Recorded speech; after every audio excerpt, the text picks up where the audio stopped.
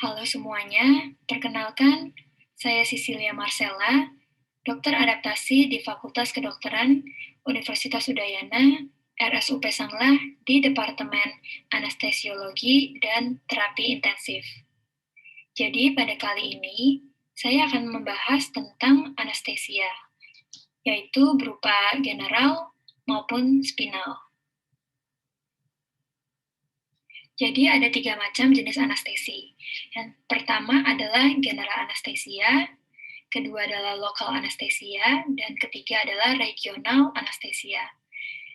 Pada general anestesia ini, biasanya itu menyebabkan penurunan kesadaran sementara yang disebabkan oleh penekanan sistem saraf pusat. Sedangkan untuk lokal anestesi, biasanya itu menyebabkan hilangnya sensasi rasa nyeri hanya pada sebagian bagian tubuh. Dan itu sifatnya sementara. Dan biasanya akibat dari depresi eksitasi di ujung saraf atau penghambatan proses konduksi pada saraf perifer. Untuk regional anestesi, itu biasanya menyebabkan hilangnya sensasi rasa nyeri pada bagian tubuh yang lebih luas dibandingkan dengan anestesi lokal. Dan tentu ini tidak seperti general anestesi, di mana ini tidak ada penurunan kesadaran. Selanjutnya adalah tahapan anestesia. Jadi, saat pemberian anestesi itu dibagi menjadi 4 stadium. Stadium pertama adalah dimulai dengan keadaan sadar dan diakhiri dengan kehilangan kesadaran. Lanjut ke stadium 2. Stadium 2 itu di mana kehilangan kesadaran akibat penekanan korteks cerebri dan akan timbul eksitasi dan delirium. Di stadium 3, terjadinya stadium untuk pembedahan, dan ini terdiri dari 4 plana, dimulai dari nafas otomatis hingga nafas terhenti. Dan yang terakhir adalah stadium 4, di mana terjadinya paralisis medular dan merupakan tahap toksik dari anestesi. Kita harus mengkontrol vasomotor dan juga pernapasan bisa terhenti. Untuk persiapan anestesi, kita harus mempersiapkan hal-hal berikut.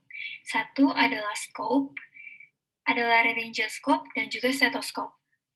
Kedua adalah tube, yaitu endotracheal tube atau laryngeal mass airway atau LMA. Yang ketiga adalah airway, Goodell atau kita sering sebut adalah OPA, oropharyngeal airway, dan juga kita harus mempersiapkan nasopharyngeal airway. Yang keempat adalah tape, yaitu plaster dan juga perekat. Kelima adalah introducer, stilet. Keenam, konektor. Dan yang terakhir adalah suction. Pada umumnya, anestesi itu dibagi menjadi 2. Adalah saat kita melakukan induksi dan juga saat melakukan maintenance untuk anestesi. Dan pada induksi biasanya bisa dilakukan dengan 4 cara. Satu adalah intravena atau melalui vena. Kedua adalah inhalasi. Ketiga dengan intramuskular. Dan keempat adalah rektal. Sedangkan untuk maintenance pada anestesi itu hanya bisa dilakukan 2 cara. Satu adalah melalui intravena, dan yang kedua adalah inhalasi. Berikut adalah induksi anestesia umum. 1. Di intravena. Biasanya untuk intravena ini onsetnya cepat dan ini cocok untuk induksi anestesi. Dan yang kedua adalah inhalasi, di mana ini digunakan untuk pasien dengan gangguan saluran nafas, dan ini juga bisa digunakan sebagai induksi dan juga maintenance. Yang ketiga adalah intramuskular. Jadi biasanya intramuskular anestesi ini digunakan untuk pasien yang tidak kooperatif ataupun untuk anak kecil atau pediatrik. Dan yang terakhir adalah rektal. Dan ini juga seperti intramuskular, di mana digunakan untuk pasien yang tidak kooperatif dan juga pediatrik. Kita akan membahas tentang anestesi umum secara intravena. Biasanya ini digunakan untuk tindakan yang singkat atau one day care and induksi anestesi. Dan pada teknik ini biasanya merupakan teknik paling umum yang paling kita sering lihat dan gunakan. Dan biasanya untuk khusus pasien yang dewasa dan juga kooperatif. Contoh obat pada anestesi yang digunakan secara intravena adalah propofol, tiopental, dan juga ketamin. Selanjutnya akan saya bahas satu persatu. Pada propofol, obat ini memiliki efek hipnotik dan juga antiemetik. Dan biasanya onsetnya cepat dan juga efeknya singkat. Dan kekurangannya adalah propofol akan menyebabkan nyeri pada saat injeksi. Oleh karena itu, biasanya sebelum kita menginjeksi propofol, akan diinjeksikan atau premedikasikan fentanyl. Yang kedua adalah tiopental. Tiopental itu memiliki efek hipnotik dan onsetnya memang cepat, namun dieliminasikan sedikit lama dibandingkan dengan propofol. Akan tetapi pemulihannya juga cepat. Dan yang ketiga adalah ketamin. Ketamin ini memiliki efek hipnotik dan juga analgetik, dan efek dari obat ini dapat meningkatkan tensi darah dan juga heart rate. Selanjutnya, saya akan bahas tentang anestesi umum yang diberikan secara inhalasi. Dan biasanya anestesi ini menggunakan cairan yang mudah menguap atau gas. Dan biasanya zat ini akan diberikan berupa campuran gas oksigen dan juga campuran zat anestetik itu sendiri.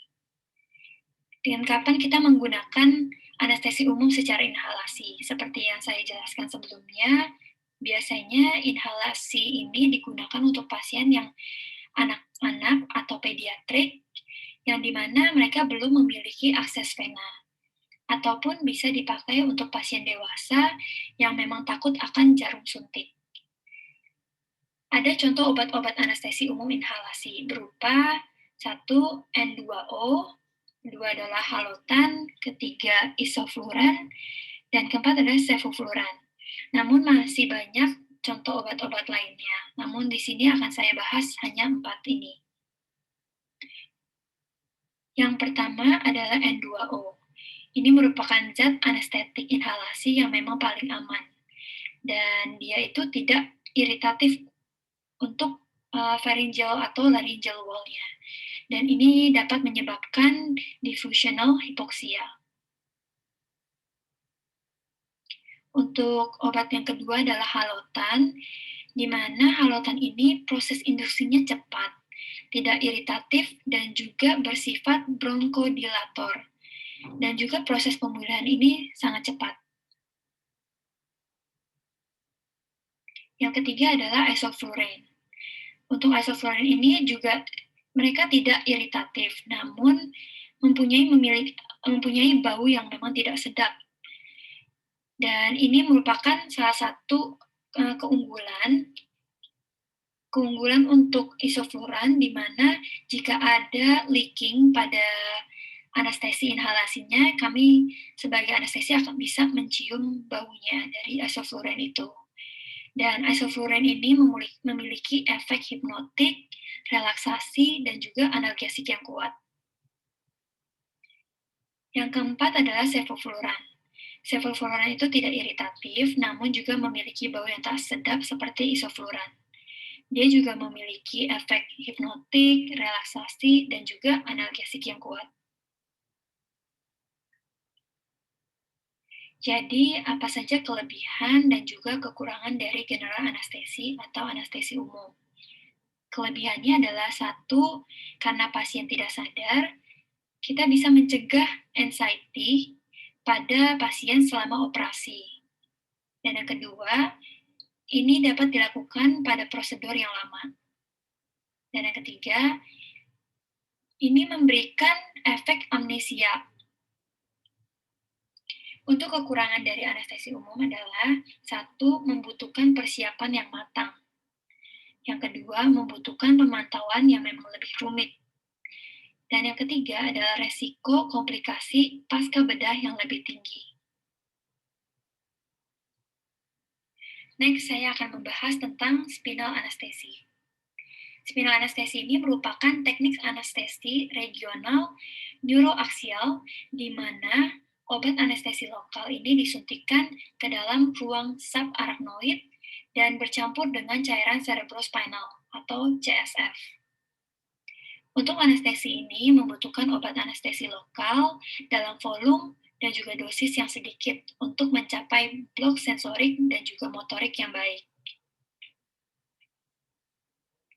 Jadi apa saja indikasi untuk dilakukannya spinal anestesi?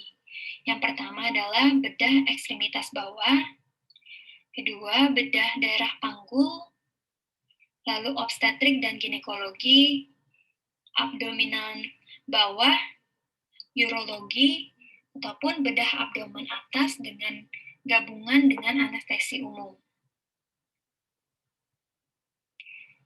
Dan kita juga harus tahu kontraindikasi dari spinal anestesi tersebut, di mana untuk kontraindikasi yang absolut adalah satu, pasien menolak untuk dilakukannya spinal anestesi, kedua, terjadinya infeksi pada daerah injeksi, ketiga adalah adanya hipovolemi yang berat atau shock, keempat, pasien memiliki koagulopati, dan terakhir adalah tekanan intrakranial yang meningkat.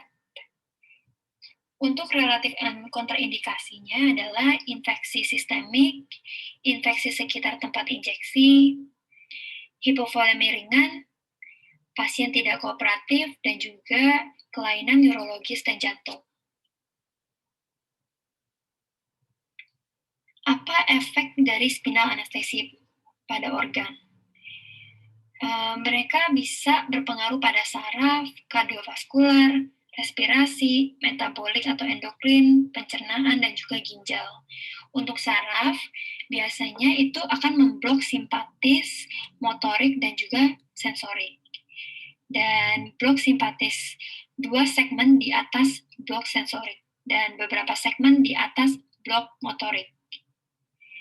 Dan untuk kardiovaskular, ini dapat mengakibatkan vasodilatasi, hipotensi, dan diatasi dengan pemberian cairan dan vasopresor. Spinal anestesi juga dapat mengakibatkan bradikardia dan bisa kita atasi dengan pemberian sulfasatropin dengan dosis 0,04 mg per kilogram secara intravena. Dan untuk respirasi, biasanya bisa berakibat high block, penurunan vital capacity, dan juga tidak volume yang tetap. Untuk efek di metabolik atau endokrin, akan terjadi penurunan stres respon pembedahan, dan RAA dan norepinefrin, vasopressin, dan juga kortisol. Pada pencernaan, dapat terjadi kontraksi usus yang dipengaruhi oleh saraf simpatis dan juga parasimpatetis. Itu juga obat ini dapat menurunkan mean arterial pressure dan mengakibatkan aliran darah ke hepar menurun. Efek ke ginjal adalah terjadinya retensi urin dan juga autoregulasi pada ginjal. Jadi di mana lokasi spinal anestesi? Biasanya itu akan disuntikan ke dalam ruang subarachnoid pada level L3, L4, atau L4, L5. Dan biasanya kita akan melokasikannya dengan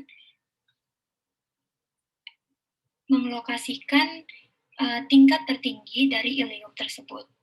Lalu dari ilium tingkat tertinggi itu didapatkan biasanya di lumbar 4 dan juga lumbar 5. Untuk posisi dilakukannya spinal anestesi bisa berupa 1, lateral decubitus, biasanya digunakan untuk pasien yang memiliki cedera ataupun fraktur pinggul.